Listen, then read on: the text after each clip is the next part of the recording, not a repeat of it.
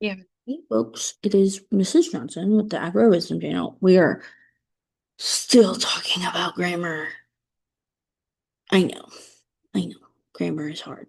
It's okay. If we don't talk about it, then we're never gonna get any better. So we should talk about it. Today we're talking about punctuation, uh, specifically on. Um, I won't school you too hard and go into like super drastic detail on what punctuation does. But I am going to talk a little bit about like what I expect punctuation to be doing when I'm reading things, uh, for the most part.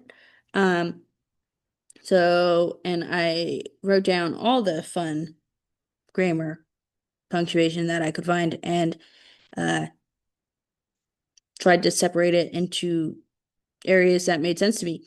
So we're going to talk about them in groups and then kind of point out some things that you might not know how to use. Um, First and foremost, I'm going to change my color. Hold on. I want to use blue. So, periods, question marks, exclamation part marks, eclipses. Those are all ends of sentences. For the most part, that's just in English what we use. Um, Never really seen anyone like not get that idea, but I'm not going to judge you. We all forget to put periods and question marks and exclamation. We all forget those. I promise. Um, but they're all ends of sentences. Period. Very generic. Does all the things. Could fit pretty much every situation. Question mark. If I'm asking for clarification, asking a question, I'm obviously going to use a question mark. That's what makes, at least in English, that's what makes a question. A question is the question mark. Um, Explanation point adds excitement, adds like robust energy. You should use it kind of with weariness. Don't use it all the time. It loses its value. It basically becomes a period.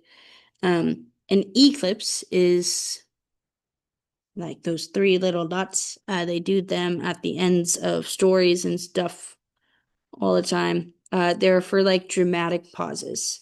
So like, and that was the beginning of the end. Dun dun dun. Right? That would be like an eclipse moment. Um, Dun dun dun.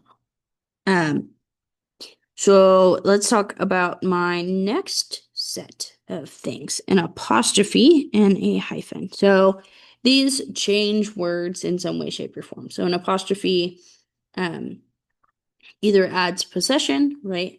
It is Jacob's car.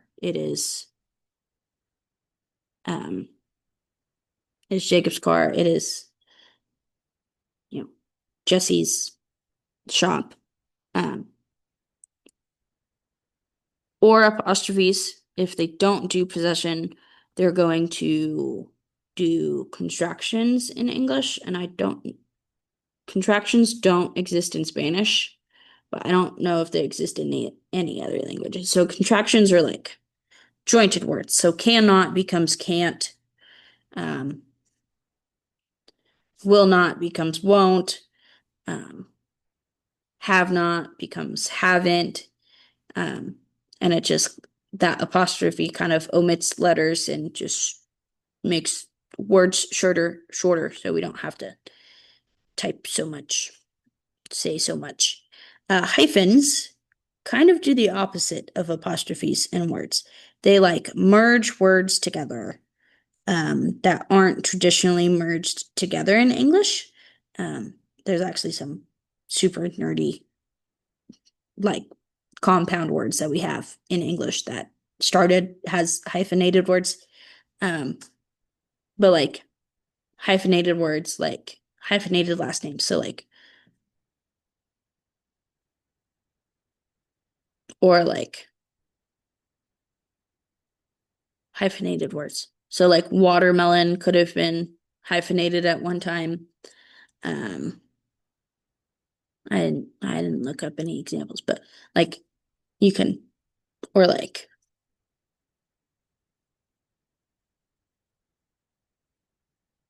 Yeah, anyway. We'll move on because I'm spacing. Google examples of hyphenated words. We're gonna move on to types of pauses and clause adders. These silly guys are so important, especially when you start writing like bigger pieces of work or more, not always bigger pieces of work, but sometimes like more scientific heavy work or more like information heavy work. These types of pauses and clause adders become important because they help you add information to sentences that would not be there otherwise, with the word changing punctuation and the sentence ending punctuation. So it just like adds another layer of information. So semicolons, colons, dashes, commas. Semicolons used for two independent clauses to tie them together.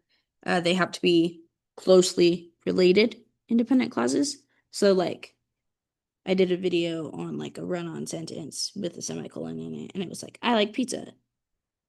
So I need food. I'm going to the store. Something like that. Would be like a semicolon situation. Colon is very similar, but it does an independent clause and a dependent clause. So like, I need food. Gonna go get sushi. Or I'm tired. Go to sleep. Um, or I know what color it was. Blue. Um, I know the answer. Red. Colon situation. Dashes. There's lots of different kinds of dashes. I'm not that kind of nerdy. I promise you. But there's lots of dashes. Um, and these are like extended pauses. You could also use these kind of interchangeably with colons. So like I know what the answer is, red. I know what your favorite color is, blue. Commas, they're often used in lists of things, and to separate clauses. Or yeah, to indicate new clauses somewhere. Um, or pauses. So you could a pause in the middle of a sentence for like dramatic effect. Like if I said, "Oh, I think the answer is 65." Right? I could put a comma at the oh, comma. I think the answer is 65. Um, or I could go, I like red, green, and blue, right? And put red, comma, blue, comma, and or red, comma, green, comma, and blue.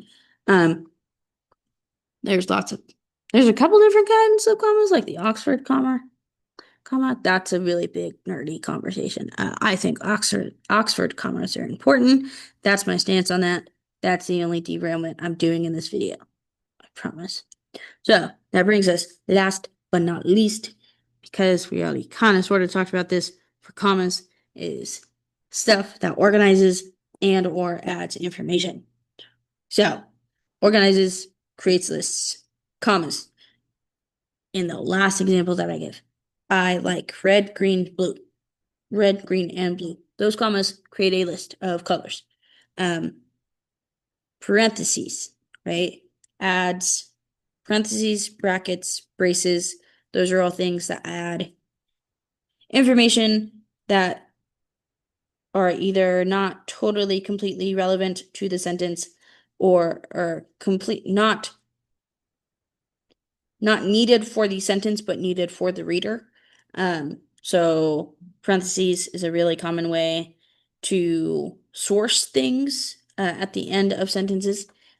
Brackets is a really common way to add like context to in quotes. Braces do something similar, particularly when you start getting into like super like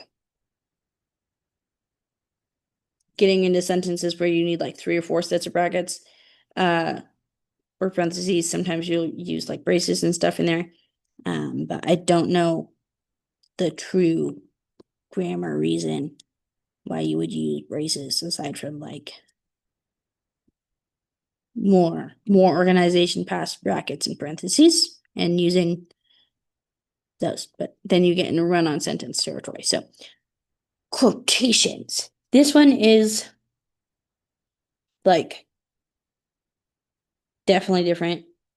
This is not a list one. Quotations tells you specifically someone is saying something that is not the person writing things.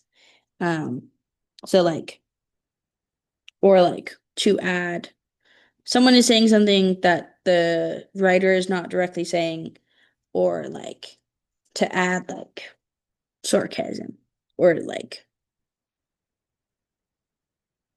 an outside quote, essentially. So like quotation, hi, and a quotation said the dog, or like he totally failed that test, right? Uh, those quotations around failed that test insinuate that he did something other than maybe fails the test. Um, and then slashes are used often for like options, like either or. Um, I like red, blue. Pick one, 6, 5. Um, so yeah, that is punctuation. I will stop rambling about punctuation because I'm getting a little tired of grammar myself for the day. I've recorded all 3 of these grammar videos all at the same time. So, without further ado, I hope you have a great day. I hope you learned something about grammar, and I hope it makes your writing better.